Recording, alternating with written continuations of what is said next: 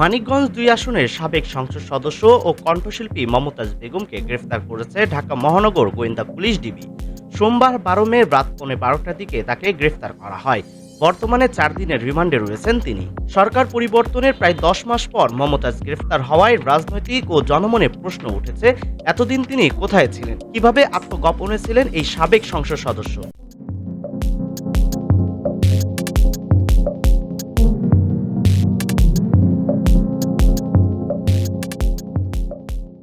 মমতাজের আপন ভাই এবরাত হোসেন গণমাধ্যমকে জানান, ৫ আগস্টের পর থেকে টানা ৩ মাস সিংগাইরের চরদুর্গাপুর এলাকায় তার বাড়িতেই ছিলেন মমতাজ। এই ৩ মাসে একদিনও তিনি ওই বাড়ির বাইরে বের হননি।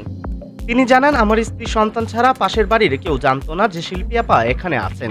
তিনি সবার সঙ্গে যোগাযোগ বন্ধ রাখেন, কেউ প্রয়োজন হলে আমার মাধ্যমে যোগাযোগ করতেন।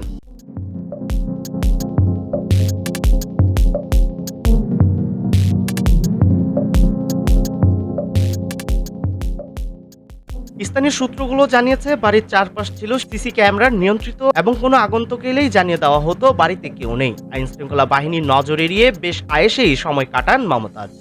এদিকে মমতাজের আত্মগোপনের বিষয়ে জানতে তার তৃতীয় স্বামী ডক্টর এস এম মঈন হাসানের সঙ্গে যোগাযোগ করা হলে তিনি নিশ্চিত করেন যে ৩ বছর ধরে তাদের মধ্যে কোনো যোগাযোগ নেই।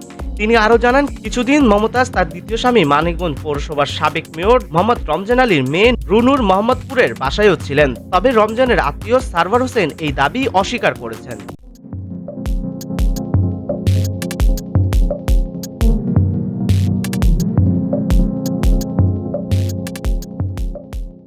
ডক্টর মঈন আরো বলেন, মমতাজের নামে মহাখালী ডিএচএস এলাকায় ৫ তলার একটি বাড়ি রয়েছে, যা বর্তমানে তার পিএস জুয়েলের দখলে। তবে এ বিষয়ে জুয়েলের সঙ্গে একাধিকবার যোগাযোগের চেষ্টা করলেও সাড়া মেলেনি।